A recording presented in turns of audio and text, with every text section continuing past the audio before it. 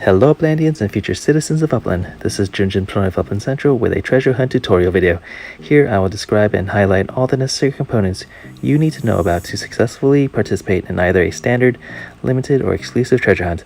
Please keep in mind that the gameplay recorded here was on my phone, but all the components we go over can apply to desktop as well.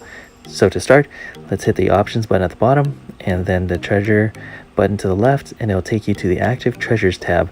At the top you will see how many treasure hunters are actively searching for treasure. In the blue is standard treasure hunts, where it is a 3-minute timer against yourself. In purple here, as you can see, there's one starting in 1 minute 33 seconds. Are limited treasure hunts against other players, which happen around 20 to 30 minutes. In gold are exclusive treasure hunts, which happen around every 1 to 2 hours. At the bottom is a practice button where it'll take you to different pinatas that you can practice tapping on for a small fee. It's great to be able to practice because pinatas actually give you an opportunity to gain multiple amounts of UpX. So here at the history tab are previous exclusive and treasure hunt winners. You can see that they either win a treasure chest with a set UpX amount or a pinata.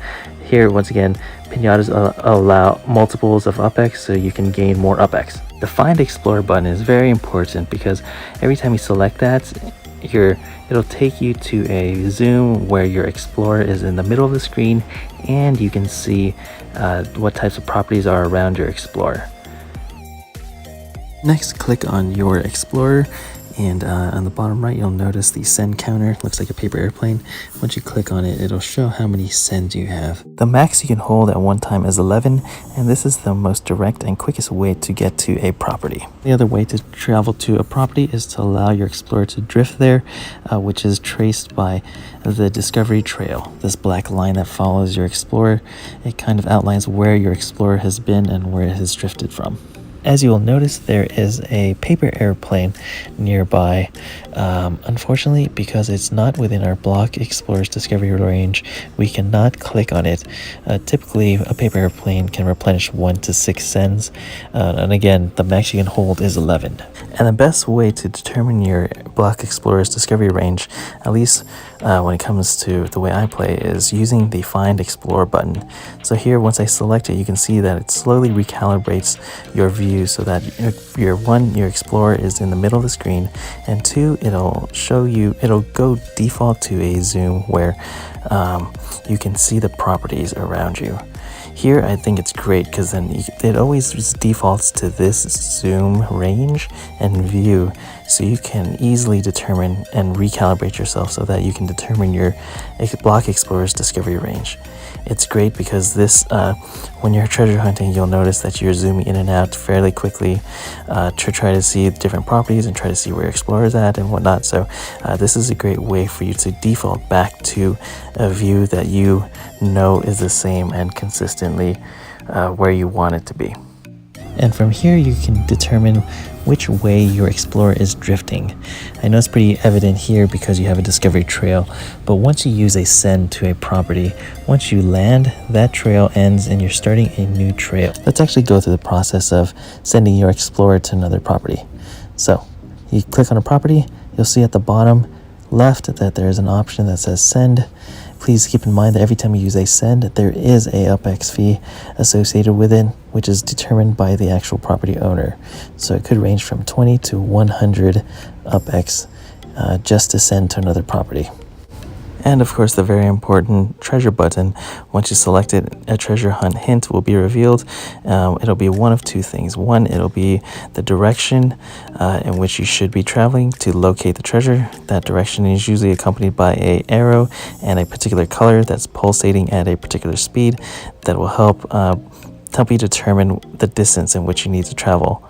Or 2, it'll reveal this notification that all treasures are recharging, which also means that there is no active treasure available. Please keep in mind that treasure hints are only available on your property, which is dark blue, properties that are owned by somebody, which are light blue, or dark green properties, which are owned by somebody that are on sale. Here you can see that it is not available for those light green properties or properties that are unminted. So there is a treasure button, but it will not provide you with a treasure hint. And of course, keep in mind that treasure hints are only available on those properties that are visible or within a treasure or a discovery trail or discovery range.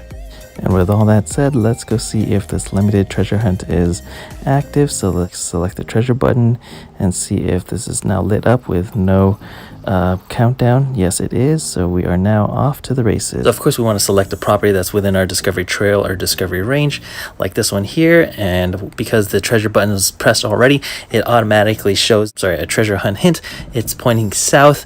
You can see it's not pulsating as fast. Of course, with practice, you'll be able to determine how far you should be traveling based off of the hint. So like this one, I'm going to travel relatively far. It's almost to the bottom of the map, to the south, to my own property. Of course, when you click on I like to select my own property because one, you get to save on a fee, and then you get to save a send as well. So once you click on it, you hit send, and then you hit confirm, or that you want to go to that property. Here I kind of slowed it down. Now that I'm here, I select another property, because treasure is still depressed, still pressed down. It automatically shows me the treasure hunt hint. So it's now sending me to the west. I'm guessing it's around this area, so I'm going to send it to another one of my properties. Once again, saving some UpX and a send. So here we go. I'm going to use this property to help me triangulate. Let's select actually another one to maybe confirm whether or not. Use these hints as often as possible. Let's see, so it could be in this property here. It looks like it's not within my discovery range, but it's going to cost me 70 UpX. Sometimes it can be really cheap, or if you want to make a profit, as much profit as possible, you look for other properties that could be within that area, which would cover the discovery range, or cover the property with your discovery range with a lower UpX fee. So here I select this property, I send. Of course, it shows how many sends I have left. You're going to pay that UpX fee, and you're going to use up a send. So I travel here, and then because treasure was not pressed down, I have to select it again, and here we go. Now it's pulsating to the west of me. This is weird. So this property actually, that indicates that is where the treasure is at, but because my discovery range is projected to be this range, and you can kind of see that my explorer is drifting to the east away from that property. For you to claim a treasure, the discovery range has to cover the center of the property.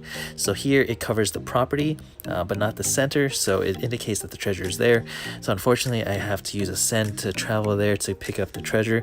Once again, that's more UpX fee, or more UpX to pay. That's another send that you have to use, but to get the treasure, that's what you got to do. The next key part is to select this option as soon as possible. Another player can have that same screen, and whoever selects it first will get the prize. So select that as soon as possible, and that gives rights to the treasure. So there you go, 360 UpX for this particular treasure hunt. And that is a quick tutorial as to how treasure hunts work. So here you go. You can notice that right now my explorer is drifting to the north, and you can see from the previous discovery trail that I was actually traveling east away from the center of the property that actually had the treasure. So there you go. I'm actually going to run back the same treasure hunt at real speed without the interruptions, so you can see how fast things kind of go. You want to be able to find treasures on a regular basis under 2 minutes. 1 to 2 minutes would be ideal. A lot of the fast treasure hunters can get to places within a minute or so, but don't let that scare you away. With practice, like with anything, with lots of practice, you can interpret treasure hunt hints as accurately as other players, and having properties in those areas can definitely help, because one, it saves you a send, which are at a premium. They're very limited, so it saves you a send, and of course, saving money on saving UpX is always a good thing.